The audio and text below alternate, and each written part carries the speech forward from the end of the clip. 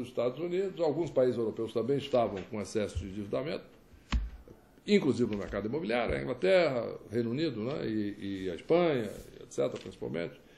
A Grécia é um problema um pouco mais complicado, por uma questão de competitividade nacional. Mas o fato concreto é que esses países também tiveram um problema que veio mais ou menos em consequência, é um reflexo, né, mas também tinha um problema de endividamento. E os governos desses países também fizeram estímulos fiscais, aplicaram estímulos fiscais, gastaram mais, aumentaram também a dívida pública. Então, nós tivemos agora a crise europeia, que é uma crise de dívida chamada soberana. Isto é, a preocupação não é com as pessoas, as empresas, etc., em um país europeu, é com os governos.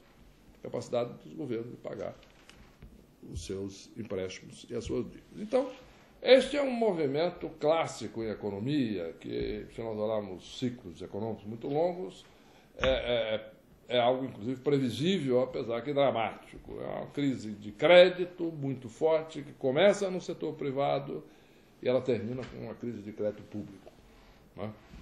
E é esta a situação mundial. Qual é o problema e quais são as soluções, né? O problema principal é uma questão de governança, não uma questão política, no aspecto de que, numa situação como esta, a gestão pública tem que ser muito eficiente. E nós temos dois problemas de gestão pública. Nos Estados Unidos, nós temos o problema que eu descrevi, e na Europa é um problema mais complicado, inclusive, porque nós temos vários governos e uma única moeda, e um único Banco Central.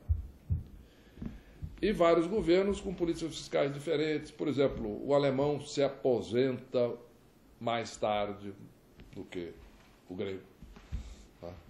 São políticas diferentes do ponto de vista de previdência social, tá? Políticas de gasto público diferentes, políticas de arrecadação diferentes, e competitividades nacionais muito diferentes. Países muito competitivos internacionalmente, países pouco competitivos, etc. Então, a questão da Europa é uma questão de que, pois bem, por exemplo, a Grécia tem um problema que é um problema de dívida pública elevada. E qual é a receita clássica? A Grécia cortou despesas públicas. Perfeito. Muito bem. Mas qual é o problema disso? Cortando despesas muito fortemente, a economia entra em recessão. Então, o produto diminui. Portanto, a dívida diminui um pouco, mas o produto diminui igual ou mais. Então, a relação de dívida com o produto se deteriora. É a mesma coisa de uma empresa que diz o seguinte: não, a empresa vai resolver o problema apenas cortando despesas. Muito bom, isso é algo saudável, desde que não corta tanto despesa que sacrifica, por exemplo, no caso da indústria gráfica, sacrifica a qualidade do produto, a capacidade de comprar máquina nova, a capacidade de atender o cliente, diminui a receita, diminui. Bom, então, nós temos aqui um ciclo vicioso complicado. Então, qual é a solução? No caso europeu, a solução é que os governos dos países que têm boa estrutura financeira, que têm recursos, façam aportes, isto é, ou de empréstimos ou de outras formas de transferências, que permitam à Grécia rolar a sua dívida e outros países europeus, quem sabe, rolar a sua dívida sem necessariamente ter que fazer uma política extremamente ou, digamos, excessivamente contracionista, né? Muito bem. O problema disso é que é mais simples, apesar que difícil, mais simples de se fazer num país que tem um governo só.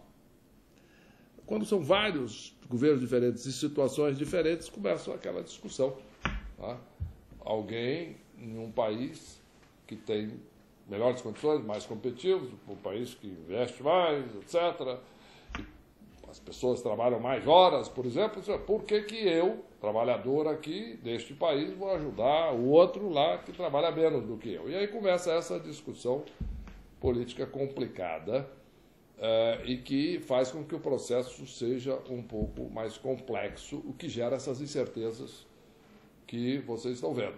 O que significa essas incertezas? É porque não se sabe quais serão as soluções, porque as soluções passam por um debate político.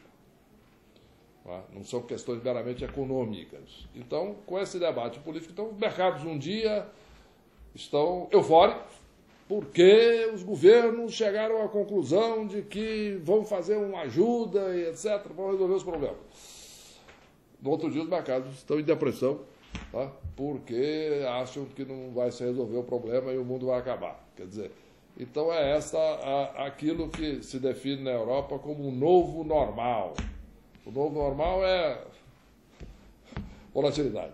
Todo dia, um dia está subindo, a bolsa um dia está caindo, um dia está todo mundo eufórico, um dia está todo mundo deprimido, etc.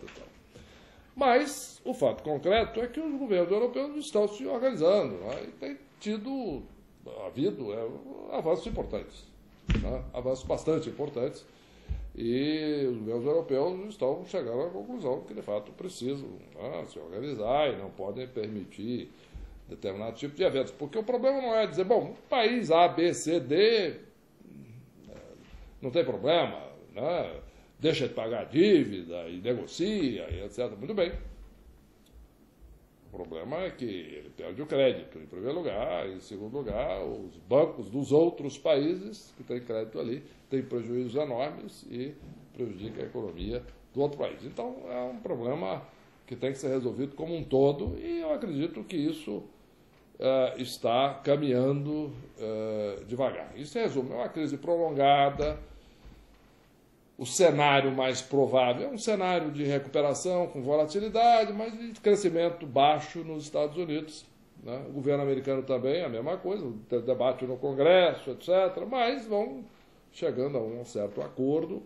E a economia americana, por exemplo, é muito dinâmica, muito competitiva, muito produtiva, etc. E está, digamos assim, num processo de crescimento lento na Europa também. Existe risco,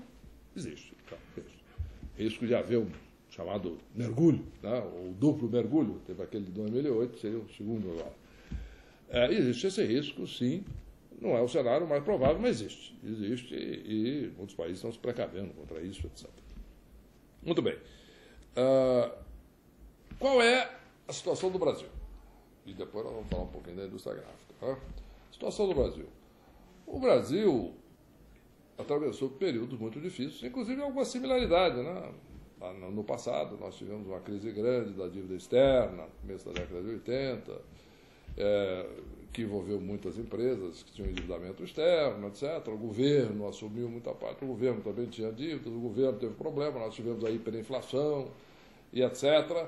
E começamos um plano de estabilização na década de 90 e o Brasil, de fato, conseguiu fazer reformas muito importantes nesse período de estabilizar a sua economia. Então, o Brasil, se nós tomarmos a crise de 2008 como exemplo, que atingiu o Brasil, é uma coisa interessante se nós olharmos o que aconteceu ali. Até setembro de 2008 existia aquilo que se chamava em inglês do decoupling, dos emergentes. Decoupling era o seguinte, era o descasamento.